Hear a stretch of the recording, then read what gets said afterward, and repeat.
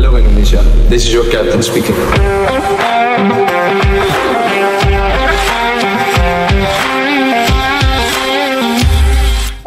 Menghadapi Irak dan juga Arab. Rasa dia melihat pemirsa pelanggaran yang dilakukan kepada Tom Haye, dan ini adalah pelanggaran yang tidak perlu dari Lin Wei Jie. Ya, pelanggaran keras sekali dari Lin Wei pemirsa. Ada sebuah kejanggalan besar yang malam itu menggetarkan hati para supporter. Sebuah momen yang tak masuk di akal ketika bola yang sejatinya tak berbahaya justru berujung pada pelanggaran keras yang tak perlu. Ironisnya, pelanggaran itu bukan ditujukan kepada pemain biasa, melainkan kepada sosok kunci timnas Indonesia Tom Haye yang keberadaannya tak tergantikan. Dan disitulah teka-teki mengerikan itu lahir. Mengapa pemain bernomor punggung 10 dari China Taipei justru memilih melakukan tackle horor terhadap sang maestro Garuda, bukan pemain yang lain?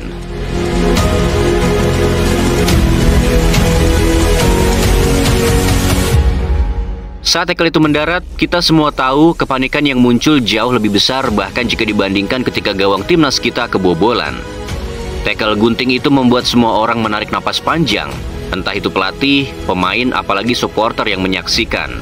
Dan disinilah letak keanehannya. Mengapa seorang pemain kunci, sosok yang tak memiliki pengganti sepadan, justru menjadi sasaran? Seakan ada indikasi bahwa Tom itu sengaja dijatuhkan, bahkan sengaja dibuat cedera. Bukan hanya Tom Haye sebenarnya, tetapi juga Ole Roumanie yang mengalami hal yang serupa. Keanehan semacam ini sungguh memantik reaksi dari banyak pihak. Sebuah ekspresi khawatir, marah, bahkan geram, sebuah ekspresi yang tak ditampilkan di layar televisi. Sebuah bukti betapa momen itu meninggalkan luka emosional, karena terasa seperti upaya untuk melumpuhkan kekuatan inti timnas Indonesia.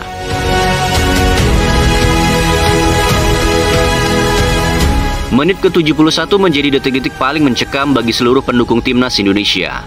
Bukan hanya mereka yang hadir di stadion atau yang menatap layar kaca di tanah air, bahkan hingga ke negeri Belanda, kegelisahan itu pun terasa. Neil Peterson, sahabat sekaligus host dari podcast The Highway, pun tak kuasa menyembunyikan sumpah serapahnya. Saat melihat Tom Haye, teman sekaligus andalan di lapangan tengah timnas, dijatuhkan dengan cara yang seakan diniatkan untuk menciderai. Neil pun spontan meledak dengan kata-kata singkat yang sungguh terasa itu penuh emosi. "You're idiot." Sebuah reaksi jujur, tanpa filter, yang mencerminkan betapa dalam rasa kesal dan kepedihan saat menyaksikan bintang timnas Indonesia diperlakukan seperti itu. Untuk menghadapi Irak dan juga You idiot! pelanggaran You yang dilakukan idiot! kepada Tom Haye. Dan ini Bukan hanya Neil Peterson yang bereaksi keras. Dari tanah air, jebret media TV yang malam itu tengah melakukan live reaction pun tak mampu menyembunyikan gejolak emosinya. Terlihat jelas ada kesedihan, ada kemarahan, sekaligus kekhawatiran dari Bung Falin dan rekan-rekan saat menyaksikan bagaimana Tom Haye terkapar akibat tackle brutal tersebut. untuk menghadapi Irak. Anjing. Tadi Anda lihat pemirsa pelanggaran yang dilakukan kepada Haye Tom lagi. Haye. Dan ini Dan bukan hanya mereka, dari meja redaksi Skor ID pun reaksi serupa muncul. Para jurnalis sepak bola yang biasa menjaga objektivitas, kali ini tak kuasa menyembunyikan wajah khawatir mereka. Karena semua tahu, kehilangan pemain seperti Tom Haye tak sama seperti kehilangan satu pemain, melainkan ada hal yang jauh lebih dalam, yaitu kehilangan nyawa permainan di lini tengah timnas Indonesia. untuk menghadapi Irak dan juga Arab. Oh gila itu. Tadi Anda lihat pemirsa Kuning sih itu. pelanggaran Parah yang itu, dilakukan cedera kepada itu. Tom Haye. Ya, kita semua percaya, momen di menit ke-71 itu telah membuat kepanikan merayap ke setiap sudut hati para pecinta Garuda. Bagi Anda yang menonton video ini, mungkin saat itu kepala Anda refleks menggeleng, dahi mengernyit, atau bahkan tubuh menunduk tak kuasa menahan rasa gelisah. Semua itu lahir dari satu kekhawatiran besar. Bagaimana jika Tom Haye tak mampu tampil di ronde keempat kualifikasi Piala Dunia mendatang? Namun di balik rasa cemas itu, ada sebuah pemandangan di lapangan yang begitu menarik sekaligus menyentuh. Jordi Amat dan Shane Patinama seakan menjadi perwujudan nyata dari jutaan supporter Indonesia. Ekspresi mereka, reaksi mereka, adalah cermin dari gejolak hati seluruh bangsa yang menyaksikan tackle horor malam itu. Ini lebih mirip seperti sebuah pesan bahwa rasa khawatir ini bukan hanya milik kita di tribun atau di depan layar, melainkan juga mengalir kuat di dada para pejuang Garuda di atas lapangan. Coba kalian perhatikan baik-baik. Ketika Tom Haye ditackle dan terkapar kesakitan, Jordi Amat yang sebenarnya malam itu bahkan bukan kapten pun tak mampu lagi menahan amarahnya. Dengan langkah cepat dan dengan tatapan penuh emosi, ia berlari menghampiri. seolah siap melabrak sang pelaku tackle horor itu. Ya, itu adalah reaksi spontan yang lahir bukan dari sekadar naluri seorang pemain, melainkan dari jiwa seorang pemimpin yang marah ketika melihat rekannya diperlakukan dengan cara yang tak pantas.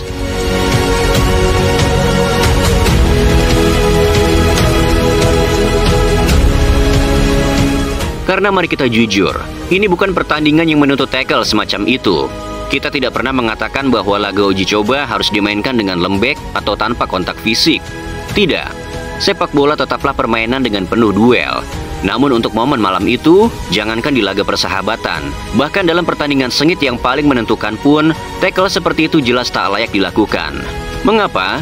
Karena posisinya jauh dari area berbahaya, jauh dari potensi ancaman ke gawang. Dan jika kejadian itu berlangsung di panggung kompetisi sesungguhnya, hampir bisa dipastikan sang pelaku akan diganjar kartu merah tanpa ampun. Maka dari itulah apa yang ditunjukkan Jordi Amat adalah representasi dari kegelisahan kita semua. Wajahnya, emosinya, dan tindakannya seakan menjadi terjemahan langsung dari jutaan suara supporter Indonesia. Mungkin jauh di dalam hatinya, ia pun berpikir hal yang sama seperti Neil Peterson, bahwa tindakan brutal itu tidak hanya konyol, tetapi si nomor punggung itu sungguh idiot.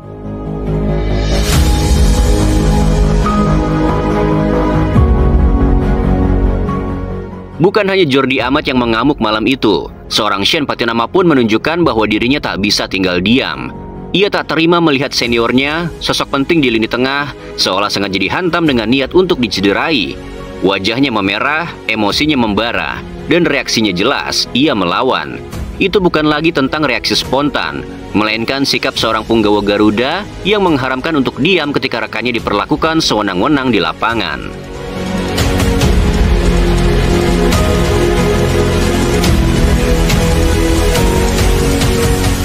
Kemarahannya mengingatkan kita pada momen ketika Indonesia menghadapi Bahrain dulu, saat Shane memperlihatkan jiwa kemarahan saat bangsanya dikhianati oleh pengadil lapangan.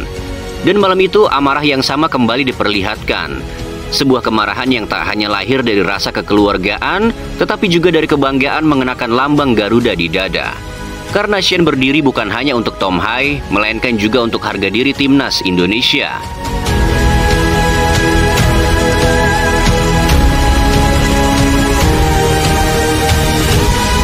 Ada sesuatu yang jauh lebih dalam dari sekadar pertandingan malam itu. Timnas Indonesia tidak hanya turun ke lapangan untuk mengumpulkan poin atau seperti hanya mengejar kemenangan. Tidak hanya itu, ada nilai yang jauh lebih krusial, yaitu kesadaran bahwa setiap pemain adalah bagian dari satu tubuh. Mereka seperti satu jiwa dan juga satu keluarga. Dan itulah yang kita saksikan lewat reaksi Jordi Amat dan Shane Patinama. Apa yang mereka lakukan bukan hanya ekspresi emosi sesaat, melainkan bukti bahwa tim ini telah tumbuh menjadi kesatuan yang solid. Mereka tak melihat Tom Hai hanya sebagai rekan satu timnya, melainkan sebagai saudara. Mereka tidak hanya membela seorang gelandang, tetapi menjaga kehormatan sebuah keluarga yang bernama Garuda. Momen itulah yang menegaskan bahwa kekuatan terbesar timnas Indonesia bukan hanya pada taktik, bukan juga hanya pada fisik, tetapi juga pada ikatan emosional yang membuat mereka siap berdiri bahu-membahu, saling melindungi, dan tidak membiarkan satupun dari mereka jatuh sendirian.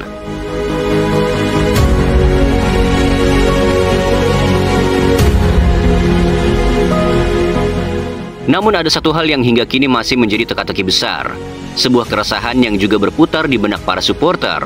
Pertandingan itu sejatinya sudah berada dalam genggaman timnas Indonesia.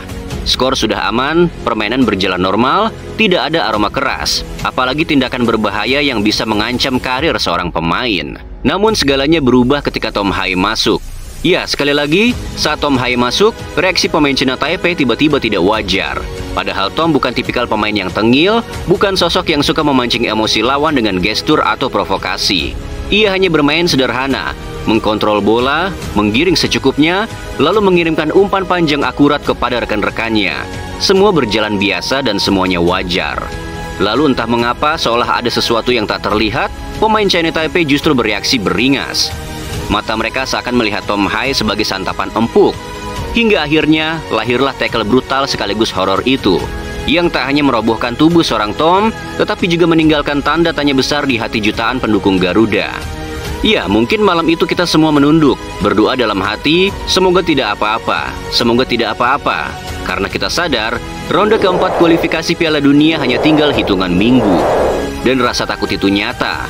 Takut bila Tom Hai mengalami nasib yang sama seperti Ole Romani, cedera panjang, absen, dan akhirnya berkemungkinan gagal ikut dalam perjuangan besar timnas menuju panggung impian Piala Dunia. Namun di balik doa-doa itu, sebuah pertanyaan besar terus menghantui kita. Apakah ini murni kecelakaan di lapangan, ataukah ada sesuatu yang lebih gelap?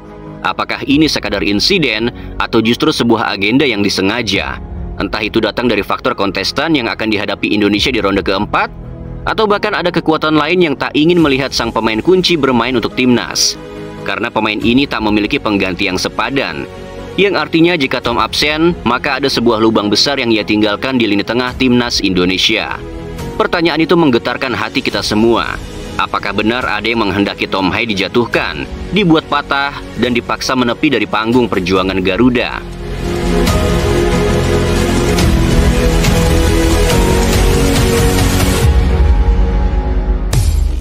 Semua bermula dari ajang Piala Presiden. Ketika Ole Romani menggiring bola dengan penuh percaya diri, kita semua tahu dan kita semua mengerti, dalam sepak bola selalu ada risiko cedera. Dan sering terdengar kalimat klasik, kalau tidak mau cedera, jangan main bola. Ya, kita paham soal itu. Namun tetap saja, pertanyaan besarnya menggantung dari sekian banyak pemain. Mengapa harus Ole? Anggaplah Ole memang berbahaya dengan skill dan kecepatannya. Tetapi mengapa bola harus direbut dengan cara yang setiap pemain pun tahu bahwa cara itu adalah cara yang terlarang? Sebuah cara yang bukan hanya mengundang kartu merah, tetapi juga berpotensi menghancurkan karir seorang pesepak bola. Itulah yang membuat kejadian ini terasa seperti terdapat banyak keanehan. Apalagi jika kita melihat timing dan titik pelanggarannya, itu bukan momen krusial, bukan serangan balik cepat yang mengancam, bukan pula posisi berbahaya yang bisa membuka celah bagi gawang mereka. Tidak, itu hanya di sisi kanan lapangan, sungguh dekat dengan garis tepi, masih jauh dari ancaman apapun. Namun entah mengapa, pemain Arema memilih jalan berbahaya. Sebuah aksi perebutan bola yang meninggalkan luka, bukan hanya pada Ole Romani dan para supporter, tetapi juga tentang harapan sebuah negeri untuk menuju panggung impian Piala Dunianya.